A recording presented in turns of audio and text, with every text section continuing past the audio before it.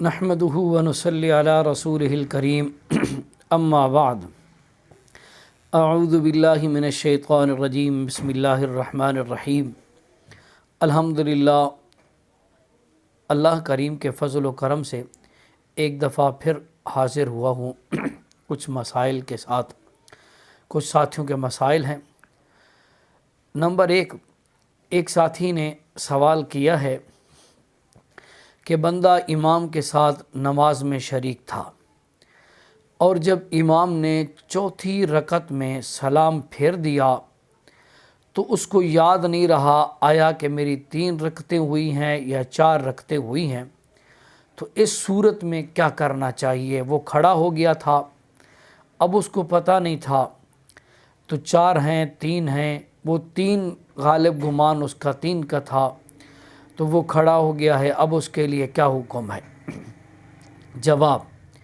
जवाब इसका ये है कि जब वो 4 रकतें पढ़ के खड़ा हो गया और फिर उसे याद आ गया कि नहीं मेरी तो थी 4 रकतें, फिर वो सजदा 5वीं रकत का सजदा करने से पहले बैठ जाए। अगर सजदा 5वीं रकत का कर लिया है तो फिर 6ठी रकत उसके साथ मिलाए और सजदा सहव करेगा। दोनों सूरतों में सजदा सहव वाजिब है। खा वो 5वीं रकत से पहले बैठ जाए तब भी सजदा सहव करेगा, और खा वो 6ठी रकत पढ़ के फिर बैठा है, 6 रकतें मुकम्मल की हैं, तब भी वो सजदा सहव करेगा।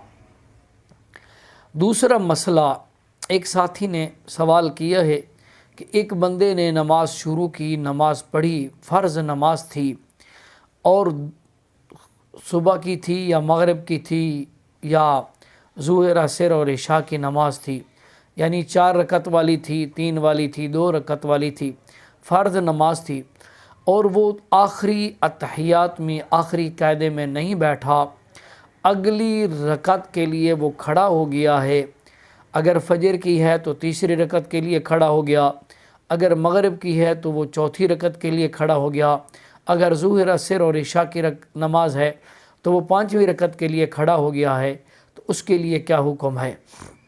जवाब इसका, अगर वो तीसरी रकत यानी सुबह की नमाज तीसरी रकत के लिए खड़ा हुआ था या वो मगरिब की नमाज चौथी रकत के लिए खड़ा हो गया था या वो ज़ुहर असर इशा की नमाज 5वीं के लिए वो खड़ा हो गया था, तो सजदा अदा करने से पहले उसे याद आ गया है तो फ़ौरन बैठ जाए और सजदा, अगरचे रकू भी कर लिया हो तब भी वो बैठ जाए और अब्दुहु व रसूलु तक अत्तहियात मुकम्मल करके फिर एक तरफ सलाम फेर के सजदा साहब जिसे कहते हैं सजदा साहब करेगा तो नमाज उसकी हो जाएगी।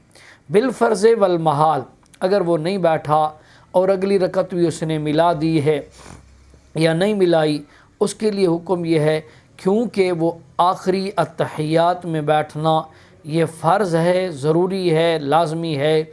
फ़र्ज़ रह जाए तो नमाज नहीं होती। जैसे मसाइल हैं कि अगर फ़र्ज़ रह जाता है तो नमाज नहीं होती, वाजिब रह जाता है या आगे पीछे हो जाता है, तरतीब बदल जाती है तो सजदा साहब से नमाज हो जाती है, क्योंकि फ़र्ज़ उसका रह गया है। आखिरी अत्तहियात में बैठना ये फ़र्ज़ है और अत्तहियात का पढ़ना ये वाजिब है। वल्लाहु आलम बिस्सवाब। एक साथी ने सवाल किया है कि एक बंदा नमाज में था, अब मसला ये है कि वो इमाम के साथ है, इमाम ने सलाम फेरा।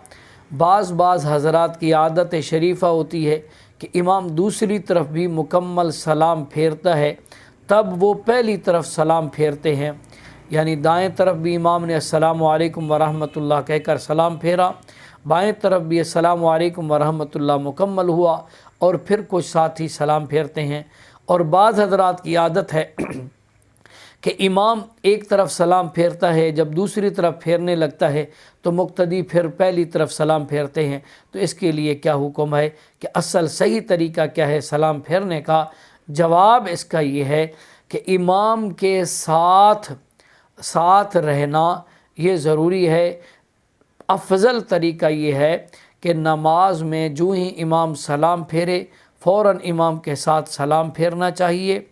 پہلی طرف بھی دوسری طرف بھی، اگر امام سے کے بعد اس نے سلام پھیرا ہے نماز اس کی ہو جاتی ہے۔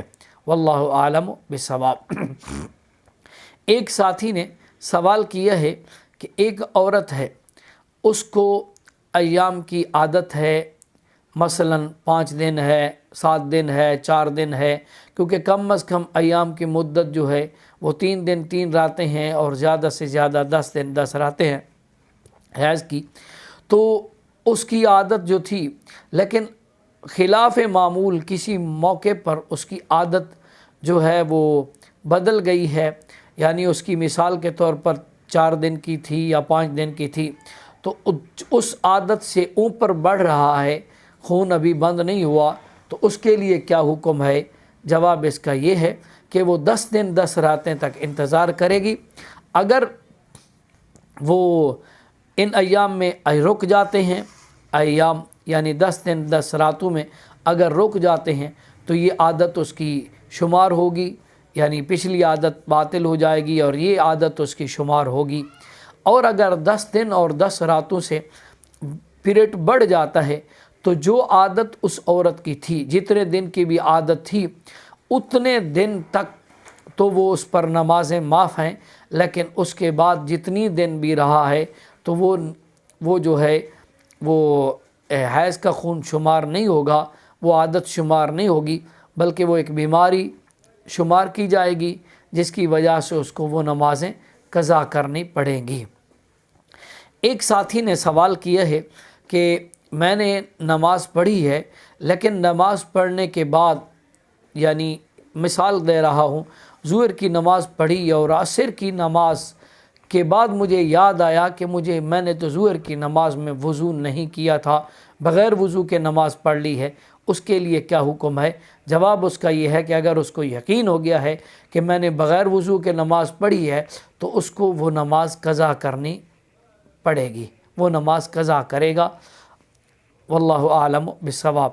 ایک ساتھی نے سوال کیا ہے کہ اگر عورت ایام میں تھی اور اس کو وہ خون رک گیا ہے، اور رکنے کے بعد آیا کہ وہ بیوی کے ساتھ اپنی بیوی سے ہم بستری کر سکتا ہے مرد یا نہیں کر سکتا؟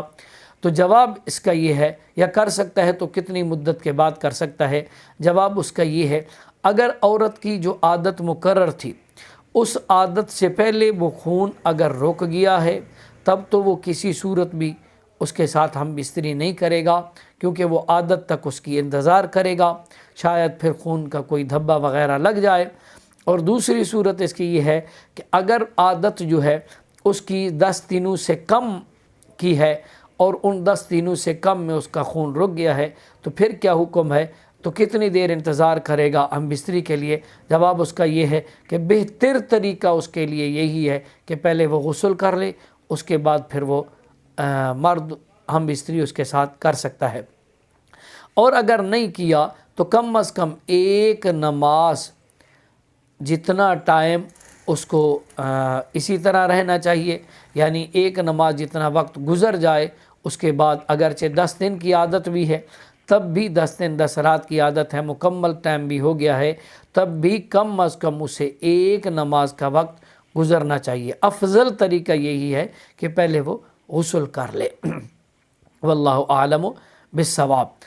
ایک ساتھی نے سوال کیا ہے کہ کسی حال میں مرد ہے یا عورت ہے، جنبی ہے، اور ادھر وقت بہت قلیل ہے، مثلا رمضان المبارک ہے، تو روزے اس نے روزہ رکھنا ہے، اگر وہ غسل کرنے کے لیے جاتے ہیں تو روزے کا وقت جو ہے سحری کا وہ ختم ہو جاتا ہے، اب نہیں بچتا، اور اگر وہ سحری کرتے ہیں تو ادھر غسل لیٹ ہو جائے گا، اس کے لیے کیا حکم ہے؟